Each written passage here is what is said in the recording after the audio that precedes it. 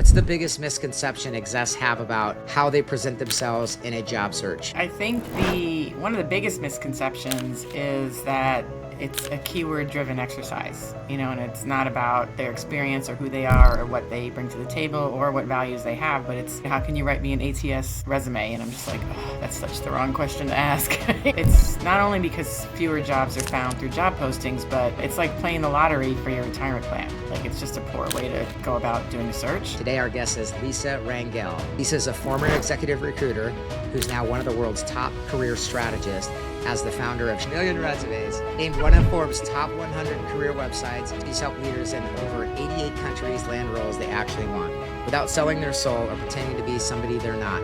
Lisa believes that a safe career is an illusion, and she teaches execs to embrace risk, lead with authenticity, and make sure their values show up on paper loud and clear.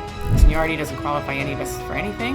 We all know people with 30 years of experience who are amazing, and we all know people with 30 years of experience who should not be working anymore. And I don't mean that in any crass, disrespectful way. It's 30 years of experience does not mean anything. It's what you did recently, and what you did that's relevant to where you want to go next. That's what you need to lead with, and that's must-have in a clear executive presence resume. Welcome back to the Built on Purpose podcast. I'm your host, Max Hansen, the CEO of Yscouts, where we find purpose-aligned and performance-proven leaders. Speaking of, today our guest is Lisa Rangel. We're here today because the way most executives approach their next job is broken. Maybe you're stuck rewriting the same resume for the 10th time or applying to roles that look good on paper but feel like an erosion in disguise. You're an accomplished leader, but that next move still feels out of reach or worse, like a performance you're forced to put on. That's exactly why I wanted you to meet Lisa Rangel. Lisa is a former executive recruiter who's now one of the world's top career strategists. As the founder of Chameleon Resumes, named one of Forbes' top 100 career websites, she's helped leaders in over 88 countries land roles they actually want, without selling their soul or pretending to be somebody they're not. She's been featured in Fortune, Fast Company, BBC, and more than 200 other outlets, and her bold, no BS approach flips the traditional job search on its head. Lisa believes that a safe career is an illusion, and she teaches execs to embrace risk, lead with authenticity, and make sure their values show up on paper loud and clear. Today, she's walking us through the myths you've been told, the tactics that actually work, and the why just making it look good isn't the fastest path to being overlooked. Imagine walking away from this episode with a sharper, stronger sense of who you are, how to communicate it, and what it truly means to show up with executive presence on paper, online, and in the room. Lisa, welcome to the Built on Purpose podcast. I'm thrilled to be here, Max. Thanks so much for having me. I chopped up your company name, but we got it. So let's jump into it. I was so looking forward to this episode. Obviously, we're in very aligned industries. Yes. And I think that there's a lot of things I was excited to talk about. But let's start out with the biggest lie. What's the biggest misconception execs have about how they present themselves in a job search? I think one of the biggest misconceptions is that it's a keyword-driven exercise, and it's not about their experience or who they are or what they bring to the table or what values they have, but it's how can you write me an ATS resume? And I'm just like, oh, that's such the wrong question to ask, So on many levels, it's the wrong question to ask. And it's not only because fewer jobs are found through job postings, but it's like playing the lottery for your retirement plan. Like, it's just a poor way to go about doing a search. We are not boiled down to a few keywords as people, so we shouldn't approach it that way. Yeah, absolutely. Yeah, I have the Yscouts kind of process has always been kind of anti-keyword search, driven, because I think that has broken a lot of processes. But at the most senior level, there's so much more, and I can't wait to get more into that. Yeah. Do you think this makes candidates look weak? Why does trying to match every requirement make strong leaders seem less strong? That's a great question that I'm not asked very often. I think the potential of looking weak when you are checking every box is that, especially if you're contorting yourself to fit that box, if you're contorting yourself to fit that box and it comes across in your vibe when you're interviewing, it diminishes your executive presence. I think if you come across strong in your positioning and really clear on what you want to continue doing, very clear on what you don't want to continue doing, even if you used to be very good at it, that in and of itself conveys a greater presence, a stronger presence. And so when you are chasing jobs and trying to fit into every profile's list of requirements, I think it's hard to appear strong when you are essentially people pleasing. Yeah, I agree. What about, and I hear this a lot, and I cringe a little bit, but again, you're more of the expert on, writing resumes. I'm more on, kind of evaluating them quickly and then getting them in the process and then truly evaluating them as leaders and people and for the roles. But what about people that have like multiple versions of resumes? I always hear people say, it's like, yeah, let me rewrite my version of that resume. I know we're talking kind of about the same thing. Yeah, but yeah. how do you view that as as a professional? I'm an anti multiple version person. I think sometimes resume writers like charging for versions, right? But I tell people right from the get-go, we do one strong foundational document. It doesn't mean you may not change the title up top or reorder some bullets, but it shouldn't be this like distinctly different version for a specific job, generally speaking. For most people, I always remind people versions were maybe a thing like 20 years ago when applicant tracking systems, the databases that house resumes weren't housing every resume that you sent in, because they'll see every change you've made when you send in multiple versions to one employer, or your LinkedIn profile is static and you can't change your profile every time you've changed your resume. So ultimately, if you have these very distinct resume versions, odds are one or two of them or a portion of them are not going to be in alignment with your profile. And that can be a game stopper right there for a lot of people. If they see you putting out one message on LinkedIn and your resume is conveying another intent, they're like, I don't know what this person wants, and it stops the process, especially in economies where they have other candidates to choose from. Yeah, 100%. The way I've always described that, and again, I see it from a different perspective, but what we really want is authenticity on candidates. Like, they know what they want, and that shouldn't change. And when candidates rewrite stuff, and it kind of gives it as it's not an authentic version or not an authentic, kind of angle. The other thing that I always thought was funny is a lot of people, since I do executive search, they would always ask me if they'd send me a resume and say, hey, how does my resume look? So I'm really excited to meet you and actually be able to point it to a professional that is about positioning on resumes. Because while I have read probably millions of resumes at this point, some of my closer friends that ask me that, I tell them, you realize I haven't written a resume since 2000. So I don't know if you want me writing the resume. No, I know what I want to see, but that's different than really pulling out and getting their authentic kind of positioning on paper. So that's why I was really looking forward to to this conversation and just getting more into it. Speaking of one thing that we've always kind of preached against, we believe and just because I won't force this opinion on you, but I have always believed that the job boards broke the hiring process in so many ways, and we're talking about it, specifically. And what I saw, and what many people saw, is everybody has a story of they post a job, they get this candidate that looks great on paper, they get stack ranked towards the top, they tell them everything they want to hear, they hire them, and then they can't do anything, that they said they could do, and then they fire them. And then a lot of times the part that's kind of sad is the leader that has to make that tough decision that runs that business is looked at as though, they made the mistake. Right, they failed. Yeah, they failed, which in my opinion, I will say, as I've matured, that is true because they had the wrong process in order to vet that candidate, in my opinion. But do you think the job, so I'll just say, I've always thought the job board system is broken. Monster just filed bankruptcy, so I kind of feel like the rest of the world's kind of catching up to that as well. But did we help, meaning have the job boards and resume rewrites warped the executive authenticity? The job postings, the recruiting conferences I've gone to, dozen and a half or so that I've gone to in the last 2-3 years. I was a recruiter before starting Chameleon. What I think has contributed to the demise of the job boards being effective, and it doesn't mean that they never result in a hire, they do, but it's a small probability of how hires happen. I think the introduction of the easy apply button, which I don't necessarily think conceptually is a bad idea, but a downside to it is makes it easy for people to apply. So you have people who are applying who think they can do it, even if they're not necessarily qualified or directly, clearly qualified, combined with AI tools and ATS matching tools that now everyone has access to. So now everyone's using the same AI type of prompts and then running it through, a resume screener to see how it's going to be perceived in the ATS. And now everybody's doing those same things. And then combined with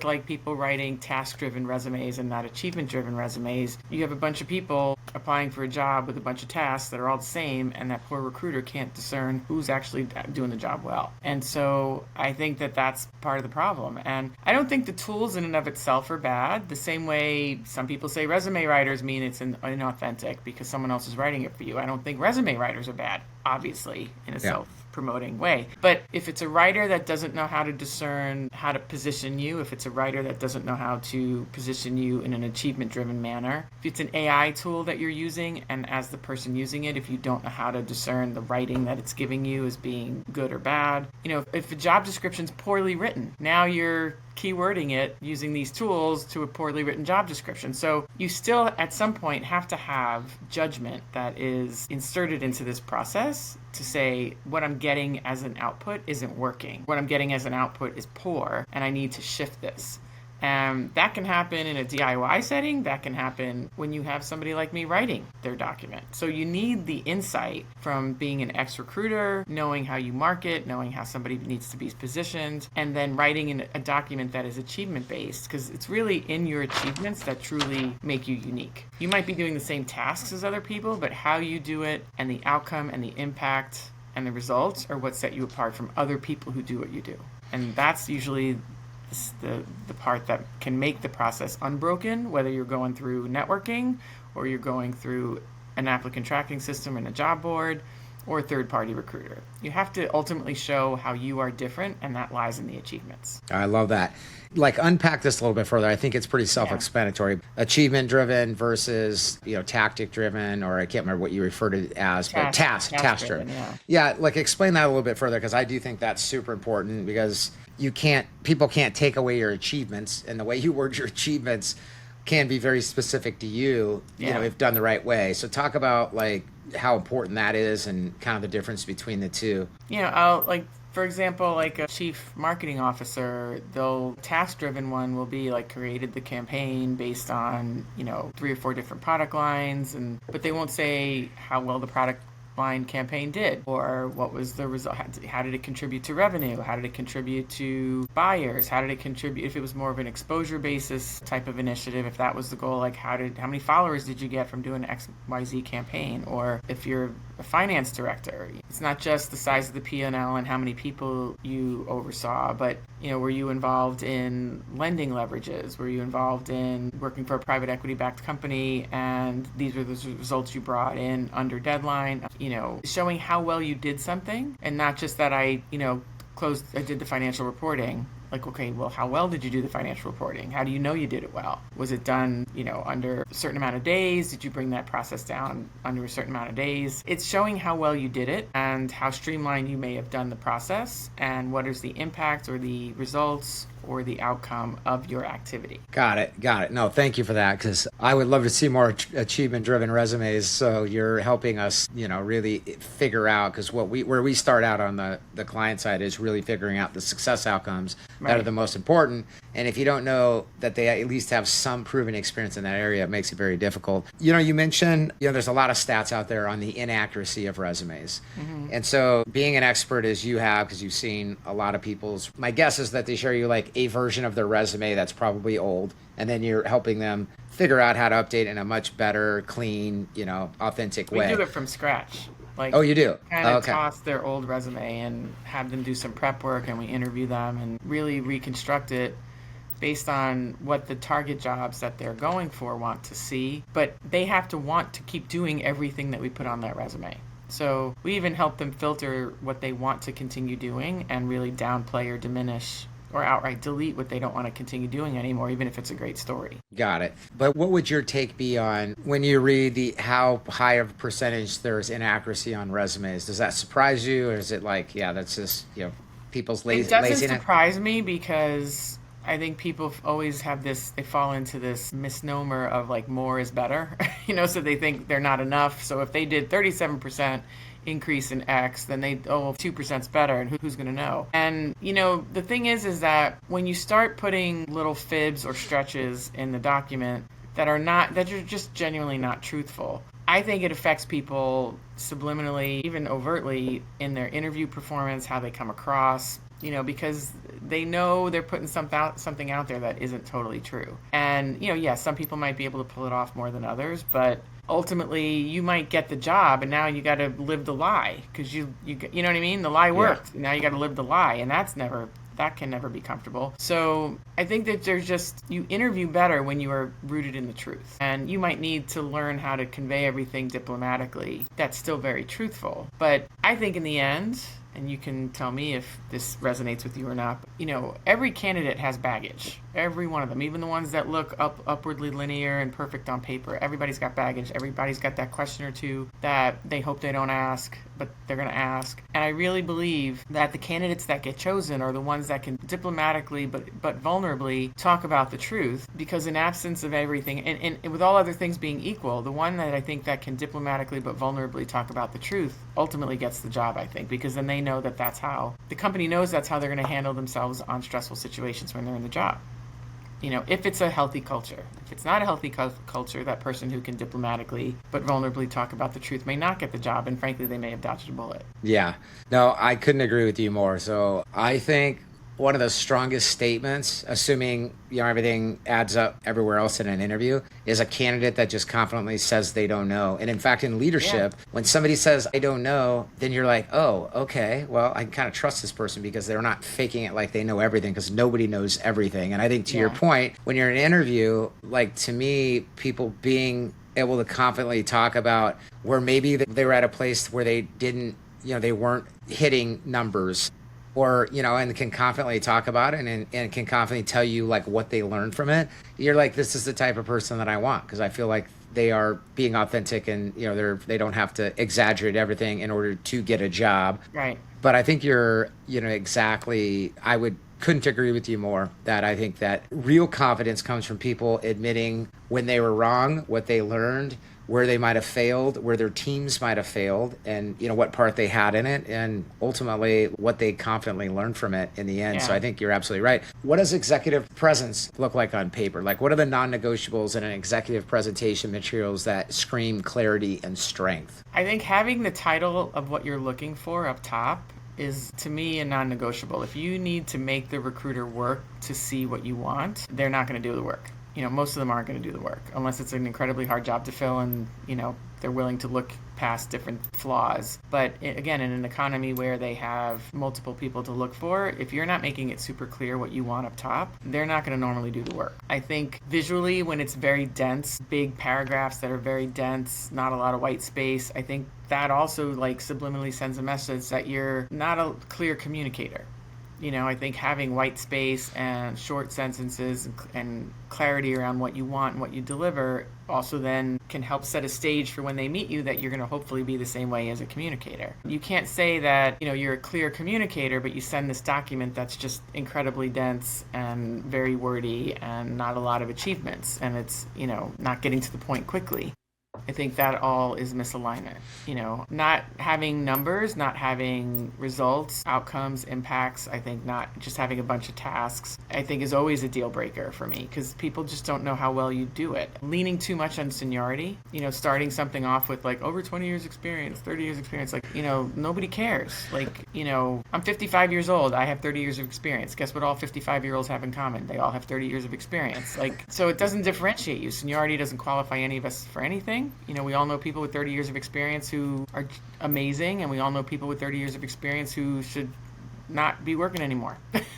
So, and I don't mean that in any crass, disrespectful way. It's just not, 30 years of experience does not mean anything. It's what you did recently, and what you did that's relevant to where you want to go next. That's what you need to lead with, and that's, a must-have in a clear executive presence resume. Yeah. No, it's kind of funny because now when I'm on calls and I introduce myself, somehow the topic of how many years I've been in the business comes up. And when I say it every time, I'm like, God, that makes me feel so old when I say that. I'm also in my 50s and I also have, 30 years of experience. But you're absolutely right.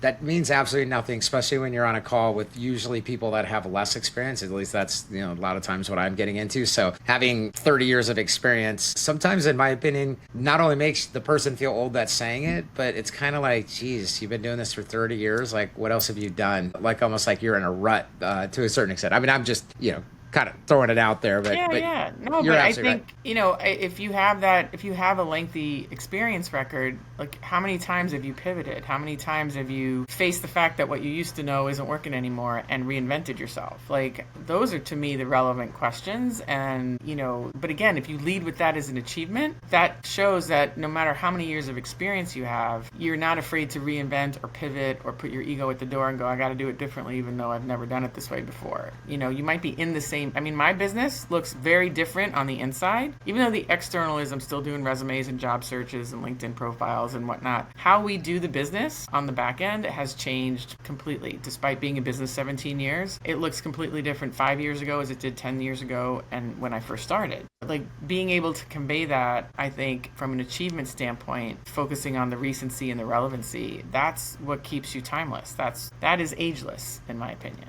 Yeah, no, I 100% agree. You and I had the pleasure of talking a couple days ago, and I just that got me even more excited about this because I think we kind of see things very similar. And what we started talking about was like the inner work that clients have to do, or the inner work that everybody has to do. But in your case, when you're serving a client, so talk about like what kinds of inner work do your clients do before their materials ever hit a recruiter's inbox? Like what are you coaching them through? And what is like I think you and I agreed, we're like, that's just a fact for everybody. They have to do this inner work. Talk about what that is like and how you see it. And then we can talk about how it like actually shows up on paper. Yeah. I mean, admittedly, some of the work is the inner work that people need to do is well above my pay grade and not, like I know where I am effective and where I'm not. But I think some of the inner work that we do with people, it revolves around owning the fact that you don't want to do certain things anymore.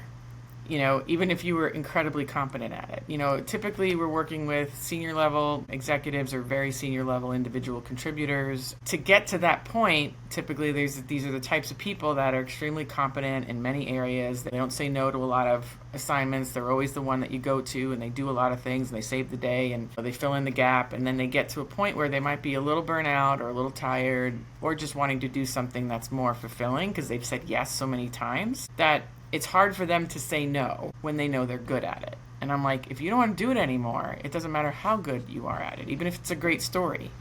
If your happiness, I think at any age, but I think especially when you're on maybe the tail end of your career, or although you're at the tail end, for it to still be rewarding and possibly even still growing, you really have to hone in on what continues to make you happy, what charges you, and you really have to come to terms with letting go what you don't want to do anymore, even if it's something that is a great story or people come to depend on you for it. And because when you can let that go and not continue going down a road of something you don't want to do anymore, even though you're good at it, that's when you start not having a lot of resentments. That's when you start, really being charged by the work you do, and it's easier to come to work. Doesn't mean that work is easy, but when you want to continue doing it, it's easier to come to work. And the things that served us coming up the ranks, where we just said yes to things to get the exposure and the experience and whatnot, we have the luxury sometimes as we get older not to have to do that anymore. And sometimes it's actually pertinent to do that separation of what you want to continue doing and what you don't want to do anymore. That truly will help you start to fine-tune your marketing on what you want to do next. Yeah, 100%. Yeah, I think what that reminds me of, and I don't know if I brought this up when we were talking about this the last time, but it reminds me of I just for the first time listened to Dan Sullivan and Ben Hardy's book, Who Not How.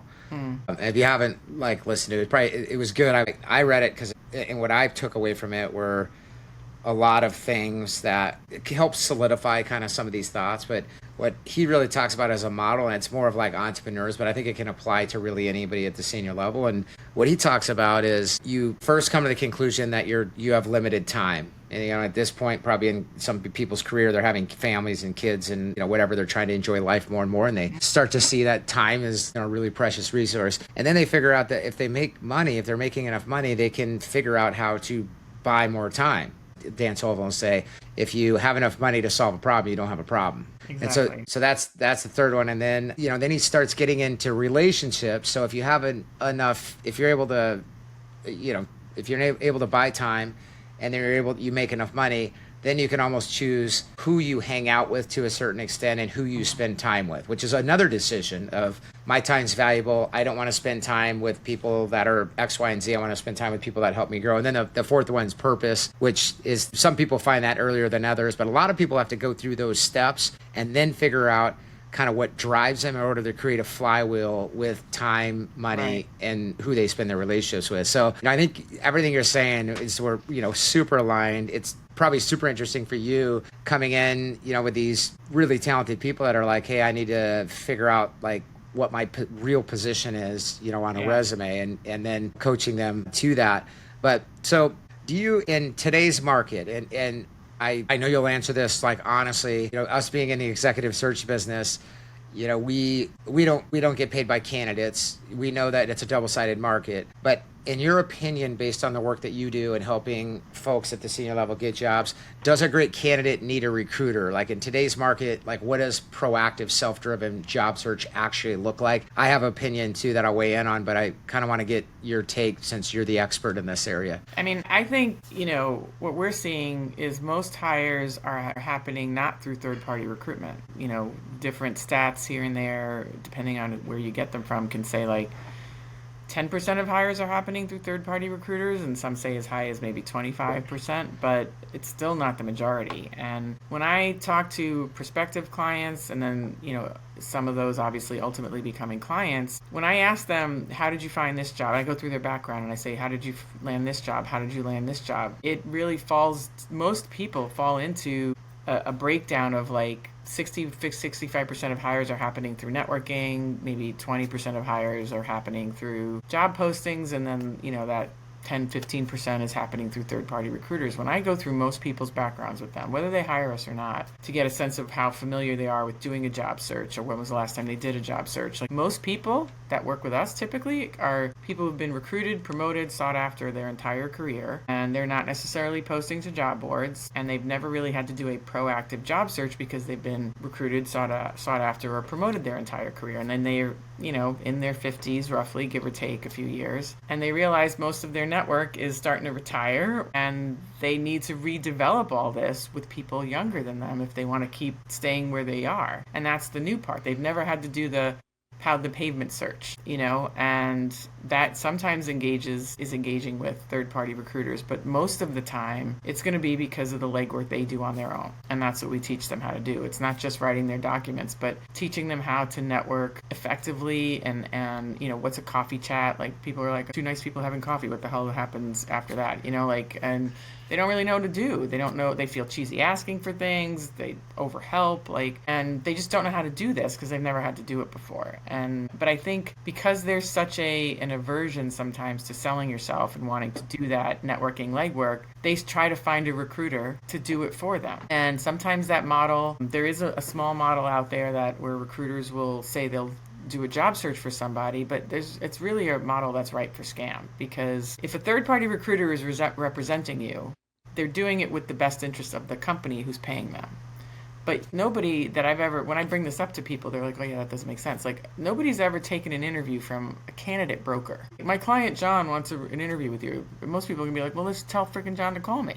Short of the super elite, like the top 100 CEOs, CXOs, that there's a candidate broker service that exists in that realm, but it's not for the mainstream C-level people, and you still got to do your own search. There's no substitute for it. Yeah, I agree. It's a little bit of a long answer to your question. No, it's a great answer, because even though we get a good handful we have great clients that we're on a retained exclusive basis with. Right. When I get that vibe from candidates that are like, oh, okay, so you're going to help me, I try to make it very clear as like, I will do everything I can for you within reason, but if you want to go find a role, you're going to have to proactively, go find companies. To me, and this is a lot of what you talk about in your philosophy as well.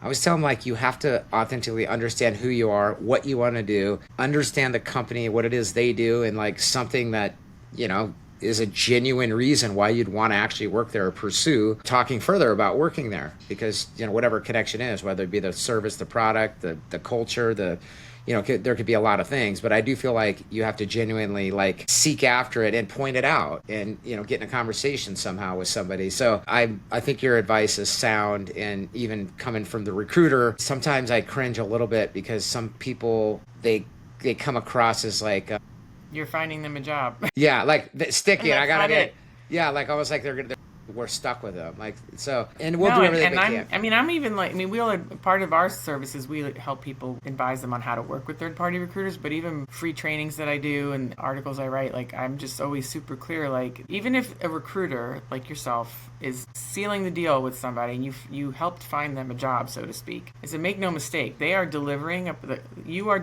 a product to your client who's paying you the fee in the form of the, 30% of this candidate's salary or whatever it is that your fee basis is, right? But I said, make no mistake, the illusion is that they are delivering a product to their company paying them. They are, the illusion is that they are finding you a job. But it is an illusion, because at any point in the process, if you showed something that showed them that you were not going to serve their client well, you'd be pulled in a second. They are not interested in placing you. They're interested in solving a problem for their client.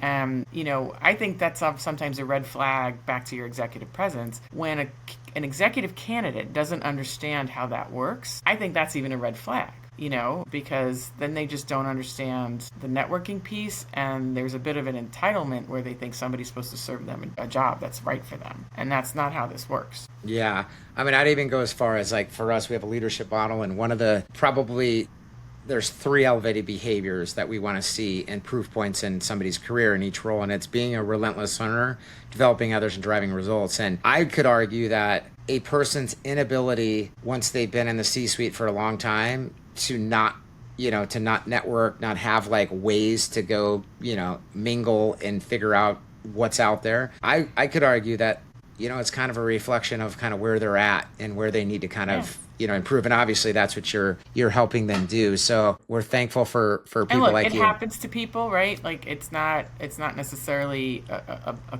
character flaw, right? It could be situational. It could be life on the outside of work was difficult and they were blessed to be in a role that wasn't incredibly demanding. So they, phoned it in at work a little bit because they had stuff going on outside. Like life is lifey, right? Like it's okay, but when there's a lack of willingness to learn how to network in this realm or reinvigorate your network if you let it atrophy for a little bit, or just the outright entitlement that somebody's supposed to bring you a job, I think that is the red flag itself. Like people are not going to naturally always keep their network robust. I think it's rare that somebody is naturally just intuitively doing that, but you have to realize when you need to do it and realize we're all nobody's above it, frankly. We all have to do it at some point in our lives, if not often. And it's that humility that you have to just do the things that everybody else needs to do at some point in their life. And we're not really that different in that sense, Yeah, absolutely. I like you because I think you're kind of a no BS, like this is the way it is. And I really like that. So I'll throw it. Okay. No, this is going to be perfect then.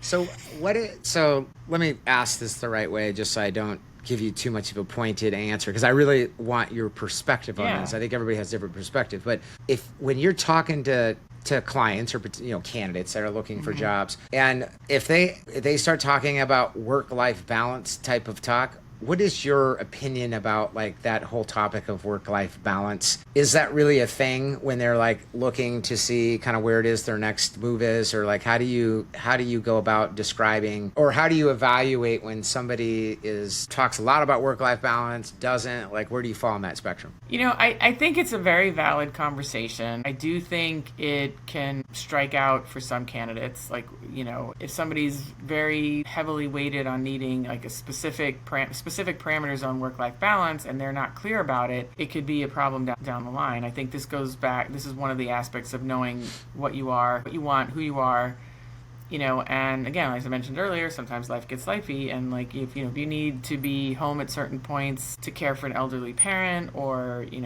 kids, or just it's something that you need for your own mental health, you have to honor who you are, and it's better to be clear about it, and so everyone can make adjustments accordingly, or just simply be clear that it may not work. I would rather know outright than not.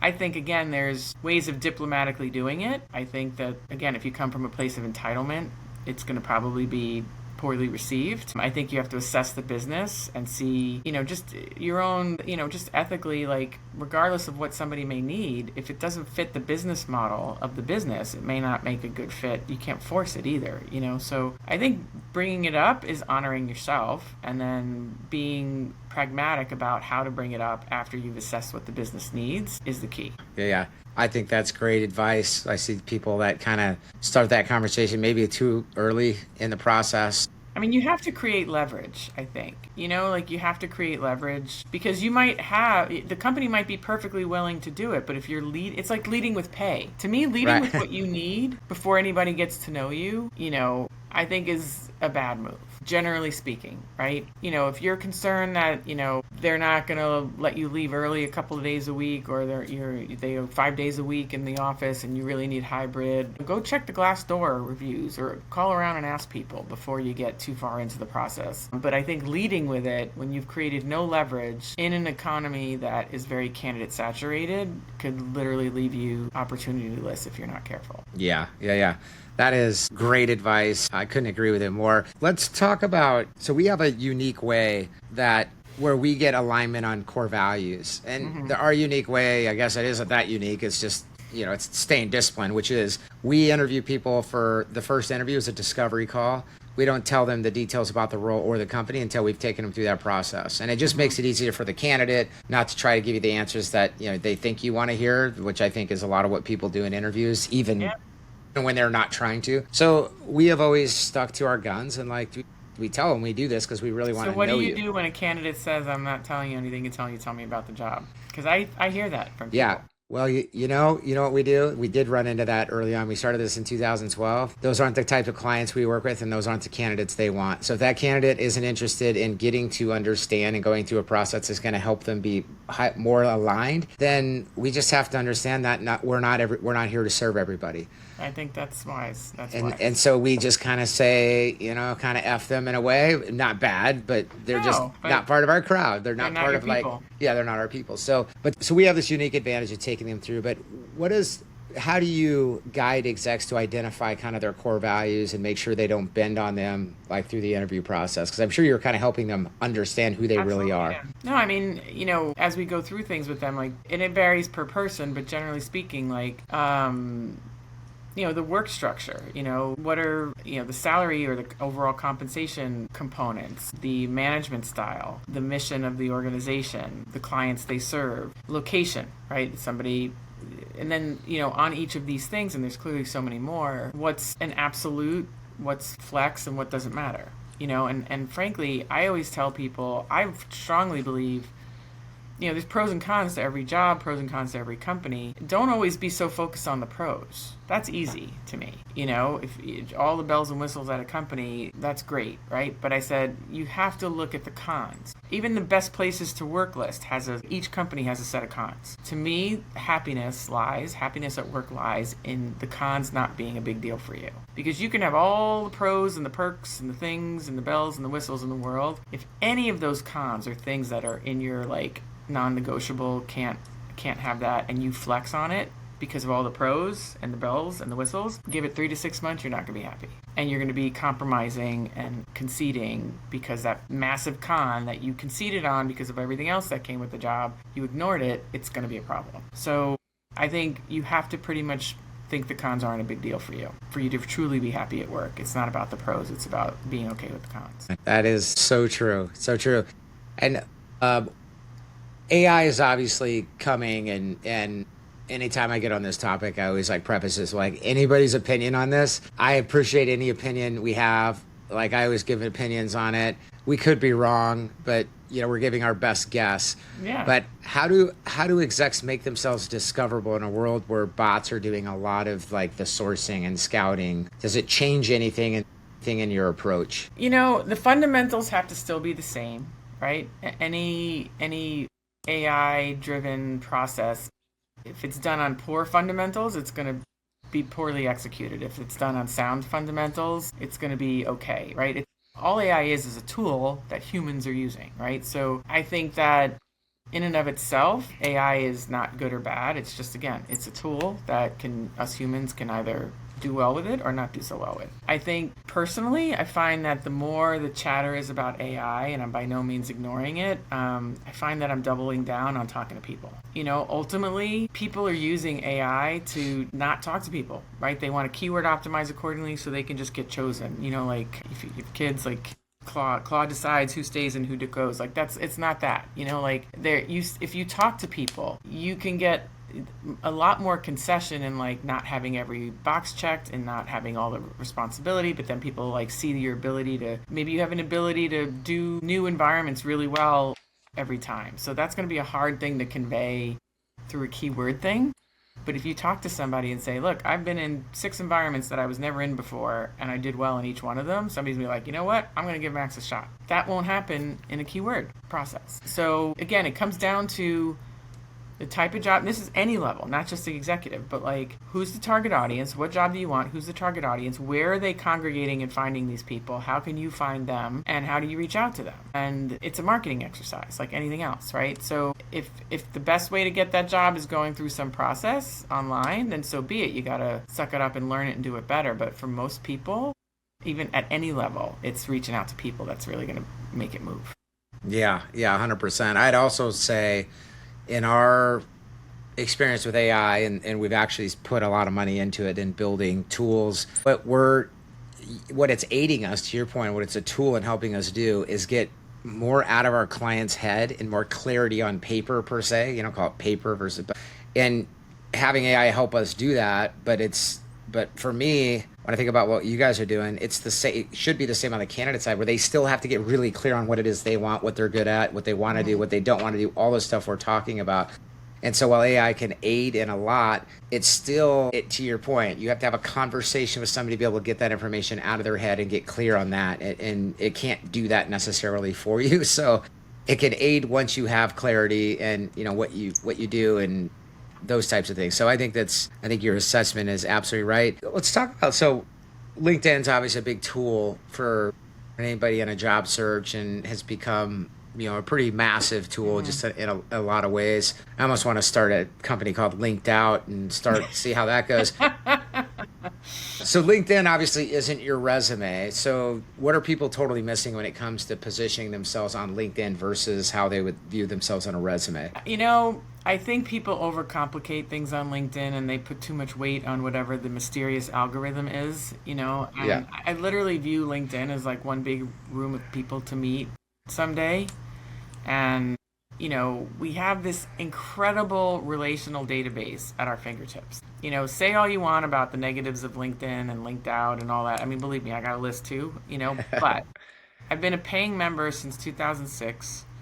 And, when you look at like list building tools and, I'm not going to name names, but like you just look at all these different tools that you can get lists from and buy lists from and whatnot. They're so much more expensive than even one of the more expensive not the LinkedIn recruiter license. I'm not talking about the professional users, but the personal usage license, even the most expensive one. You can't get one list for even what you pay in a top personal membership of LinkedIn. Churn out relational database information. You want to reach out to somebody. How many people do you have in common? What are those people? Are any of them can be mentioned in a message? You see where they went to school. Maybe you did too. Maybe your kid went to the same school they're at now. It's this incredible relational database that allows you to find people in nooks and crannies all around the world based on what you're looking for. Yeah, you got to get better at search. You got to get better at maybe a Boolean search or using different things like that. But you get that skill, you can find people anywhere and reach out to them, comment on their posts 5 or 6 times over 5 or 6 weeks, and then reach out to them and ask them for a meeting, and they might chat with you, and maybe it takes you 3 months to have a chat with them, and then before you know it, you have a chat with them, and then it's somebody in your network, and it's like you can do that all from the seat of your chair and not leave. I built my business through the years of I've been in business since 2009, but from like 2012 to like 2021-ish, my kids were in their early teen to graduated college years, and it was not easy for me to always go to a networking event at night. I built my business between 8 and 3 while my kids were in school, and I did it all with LinkedIn, just networking conversations. So like to me, it's an equalizer because a lot of people can't go to events at night or early in the morning, or things like that on weekends. They have commitments, they have family, they have whatever, and obligations. And this is, to me, an equalizer in so many ways that, like, I would not have been able to do my business 20, 30 years ago the way I do it now, because it's an access tool that I think is second to none. And it really is about looking at what you can do with it instead of the 50 things you can't do with it. Yeah, 100%. Yeah, I have 5 kids too. Most of them are older, but same thing. Like I wouldn't have been able. I was been able to work from pretty much anywhere and be at their games and take them places. So I couldn't agree with you more. What's the biggest red flag you see on executive resumes? Like, what's the one like? So this is more of a personal thing. Yeah. But I haven't seen it not prove out to be the case yet. If I'm being honest. Okay. One of the biggest red flags is when the name of the person is the biggest thing on the resume. I just think it speaks to ego, right? And it doesn't help the recruiter. Like if they don't have a title of what they're going for up top, that to me should be the biggest thing on a resume. It's not making it clear. It's not drawing the eye to what, like the purpose of the resume is to see if you're right for an interview for this job. And when your name is the biggest thing, I feel like subliminally, it's like you're making it about you and not if you're right for the recruiter. And so again, like word size, word placement, word choice, layout, all this stuff matters. Making it easy for the reader to decide that they should interview you is the green flag you want. And when you make it hard by like not being clear on what title you want, your name's the biggest thing on the resume, it's just very dense paragraphs. Like I just think all that's a red flag about you as a communicator and being clear on what you want. Yeah, 100%. And you have way more experience at writing resumes. I have more experience at reading them. To me, like if somebody really asks me their opinion on a resume, I'm looking at formatting. I'm looking at, to your point, the size of the font, how it's positioned. Is it easy to read? Can I browse it quickly and understand who they are and what they've been able to accomplish? And can I decide within 30 seconds if this is a person that I want to move forward because they've got enough experience to, and have communicated it. So I would agree with all that. I've never thought about the size of the name, but you're right. Like the name isn't that important in the grand scheme of things. Right. I mean, who they are is more important down the line, but for the purpose of the resume, the name isn't that important. Yeah. When you think about, so one of the things we've always talked about when we started Yscouts 12 years ago was we always have kind of felt like the resume, it's been around for many years, since like the 1400s, kind of that formatting of it. It's really, I joke around with people and I say, the resume in some cases is kind of like if you're driving a car, it's kind of like the rearview mirror of all the shit you don't ever want to do again. Now, that's an extreme like position. I don't really That's a believe bad that. Resume. That's a bad resume. Yeah.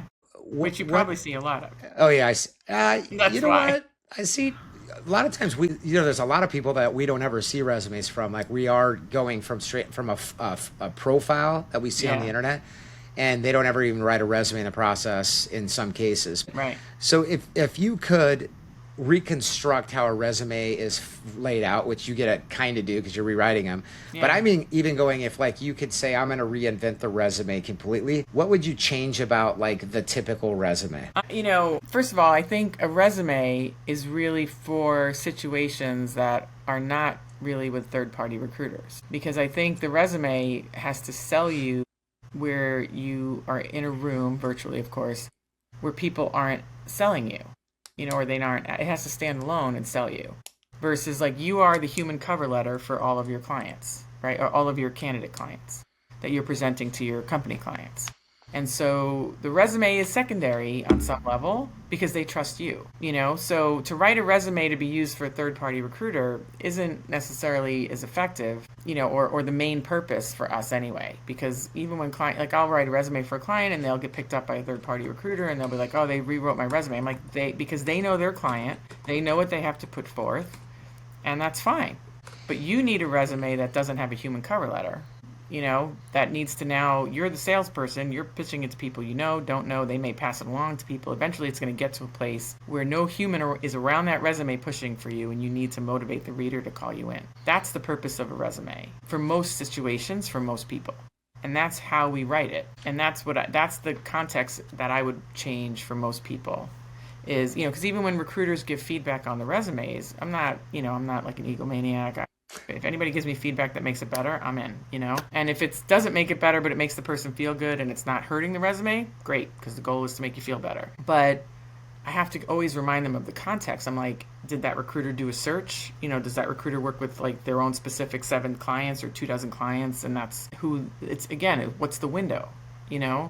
Sometimes a recruiter will give feedback, or an HR director will give feedback, and they've been in their job for 30 years. I'm like, just because you've been on one side of the desk doesn't mean you know the other side of the desk.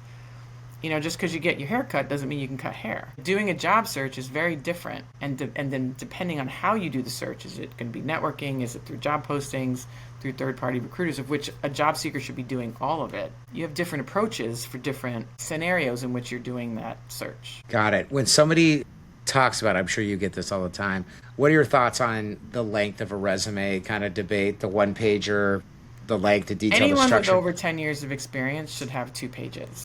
I mean, there's always exceptions to the rule, whatnot. I've definitely written 2-page resumes with people for 5 years experience, and I've occasionally written a 1-page resume for somebody with 20 years of experience.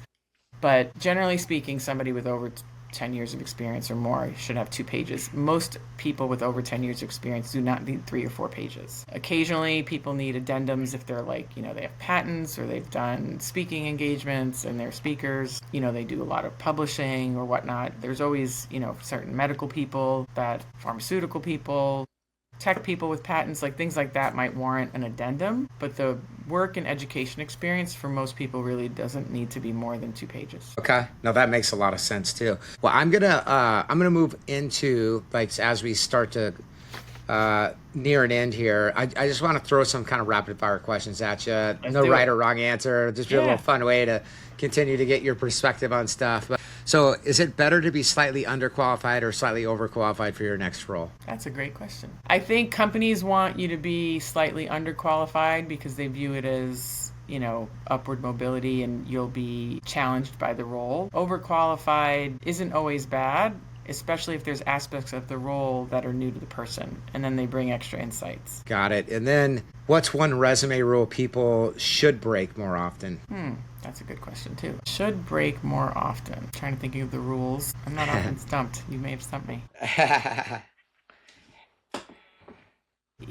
People, they say that you should only write resumes in third person. When you write resumes in first person, it can seem a little odd. I don't think most people can do it well. But if you are going to break a rule, just make sure you do it well. I would say it's that one. If you write in first person, just do it well and still focus on the achievements and the outcomes and the results, and not seem so me focused, but that could be one that can make it seem more human. Okay, I like that actually. What about a written resumes? Helpful tool or executive career killers? It's like saying, I think it's blaming the tool. I don't think the tool is the problem. I think knowing how to, because it would be like professional resume writing. Professional resume, is that a career killer or not? Look, I know some bad writers. You know what I mean? So like, it's about whether you do the DIY route or the AI tool route or hiring a professional route. It's working with a mindset of what should be on the document and understanding the marketing and positioning of the person you're trying to attract. And that can be done with any tool. It could be done well with any tool. It can be done poorly with any tool. So I don't think the AI resume itself is the problem. It's when people don't know that the output is good or bad, especially the bad part, is the problem. And when they cut and paste from an output of an AI prompt without really making it their own, that's the problem. Yeah, agreed. AI has helped me write so much better, but again, I kind of pick and choose. I go to a lot of copywriting things. That's how we met, right? Yep. Through Kevin. I've always had the mindset, and I was not the first person to say this, although I did say it early on. I know I was not original in saying this by any means, is AI made great writers more efficient, good writers better, and crappy writers crappier, because they don't really know what to do with it. Yeah, no, that's totally true. Yeah, that's funny because and I had a bit more of a Jersey flair there with the crappy part, but anyway. No, I love that. I'd even say with me is like, my problem wasn't that I was a horrible writer. It just took me more time to sequence like the words. I know that's what writing is. But for me, now I can just get it all out of my head, and then it helps me sequence it faster. Yeah. And then I can kind of edit it from there and make it sound better from there. But agreed. What's more powerful in a job search, credibility or likability? I think in the end, credibility will win. Likability could definitely be a factor in the beginning, but if people see that once they like you after a while that you don't have the goods, they can like you but not respect you is worse. Agreed. Respect comes from credibility. They may not like you, but they'll respect your work if you're credible. Got it. And then you're reviewing a resume. What's one thing that you instantly stop reading? Like, what is it? Besides the name being too big, what's another thing that makes you instantly stop reading? So I do a lot of critiques for organizations and different groups, and a common thing that I constantly point out is people will put their LinkedIn profile, the link, but they should put the actual URL on the top of their resume and not hyperlink the word LinkedIn. That doesn't make me stop reading, but like if you hyperlink the word LinkedIn and the hyperlink doesn't show up, now nobody knows how to find you, and that's a problem, especially if you have a common name. Put the actual LinkedIn URL and go look up how to do a vanity URL on LinkedIn and do it, because the default link with your name and a bunch of letters and numbers after it just kind of screams that you kind of don't get how this works. I would 100% agree with you, especially if you're a senior level leader and that's what you have on there. It's kind of like, so have your LinkedIn on there. Don't have the LinkedIn word hyperlinked. Don't not use a vanity URL or don't use a default URL. Use a vanity URL and do the actual link. Whether it's hyperlinked or not, they can still cut and paste the link into a browser if they need to. Got it. All right, well, I'm going to start. I want to be respectful of your time. This has been awesome. Yeah, no, this has been fun. I didn't realize we were going for so long. I can talk to you forever. I know. I could honestly talk for another hour. I had a list of questions to keep, and I skipped I'm definitely around. going to, I'm hoping you have time. If you're open to it, I'm going to pitch some dates to Alex and see if you can be on my show, if you would do me the honor. I would love it. I'd love it. I think cool. we have similar styles, and not that I think that you have to have that. In some cases, it's like fun to not to have similar styles and hear somebody's perspective. But it's even more fun when a lot of kind of what it is you do, and it'll enable us to continue to. I'd love to refer people that are looking for somebody like yourself. I do get that from time to time, and I don't really have great resources, but now I do. So that's been wonderful. I'd be honored, and I think my audience really needs to hear that, like, it's not about the keywords, like it's about relationships. And I think they need to hear that you need to talk time with a recruiter about what you want. It's not always like, tell me the job, like they're not there to serve you. It's not like freaking Burger King, like you need to make a relationship and then people keep you in mind as things come up. And so that I love for them to hear that type of vibe. They hear it from me, but hearing it from people who are in the trenches doing it. I mean, I last did it 17 years ago. They need to hear it from people doing it now. So it's kind of funny. I always, this is a fun conversation because I'm not in the trenches writing resumes. I'm on, it's just an adjacent, and there's so much to learn from each other. So, and we did. I felt like there was a lot that I learned today. Really love your style and really enjoyed the time that we had with you today. Awesome. So you've been listening to the Built on Purpose podcast, brought to you by Yscouts. You can listen to all of our past and future podcasts at yscouts.com. Lisa, thanks again for your time, and this was absolutely amazing. Yeah, no, thank you so much.